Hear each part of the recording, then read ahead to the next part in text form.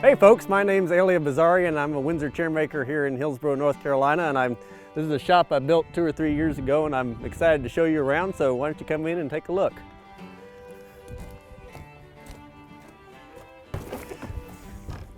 Hey, welcome to the shop. I want to give you a tour and show you around. This is my planer.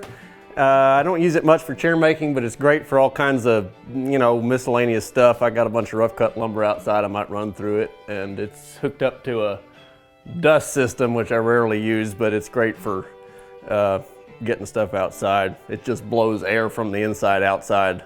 Has no collector or anything. I've got shaving horses here where I keep my coats, and I use those all the time. This is the stall for the shaving horses. And a lathe. I teach turning classes sometimes one-on-one, and so I've got a spare lathe back here. I'll show you the big one as we get around to the other side of the shop. And we got stairs here.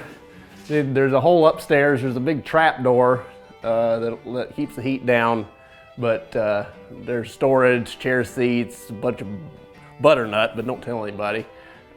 And all kinds of good stuff up there. Chair parts, drying for the next class. Got my wood stove, a bunch of scraps from the table we were making on the DVD a few minutes ago, and they go in there and keep me warm.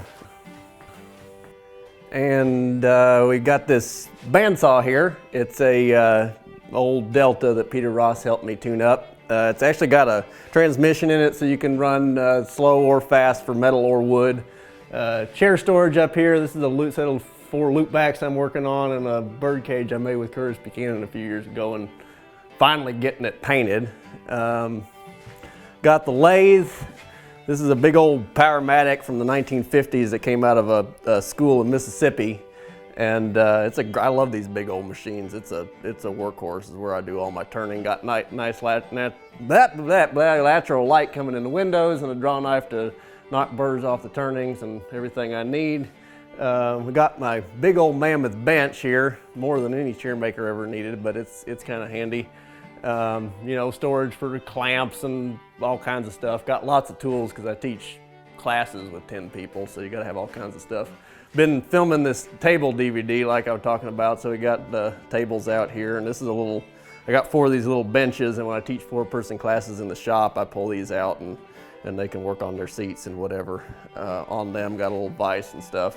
Like the windows in this shop are one of my favorite parts. This is north, and then I've also got east facing windows over here. And just having really great lighting in a shop is really important. In the winter, I don't even have to turn on light until, artificial light until that late afternoon. Got a grinding station here. And I really like having a grinder that's separate from the sharpening station because you don't have grinder dust in your sharpening. We've got a post vise here that's great for sharpening and a lot of different things. They're really handy. And then this is my sharpening station. It's also my kiln. I've got a heat source down below, and I've got these holes in the top for putting legs, and these are posts for a few 19th century bar stools I'm reproducing. And then here's the doors to the kiln. I've got some crests for that same chair down there drying. I wanted to mention these floors. They're 1.5 inch thick oak that I had dried, and then some folks milled it up for me, and they're sitting on sleepers that are sitting on packed gravel. And so it's a really strong floor. I pulled my tractor and my car in here, but it's a really comfortable floor. It has some give. It's not like walking on concrete. And I think that lighting and floors are 2 of the sort of most important things that people neglect about a shop. Now we've come to this thing that I never needed but always wanted. It's a 1919 Crescent 32-inch bandsaw.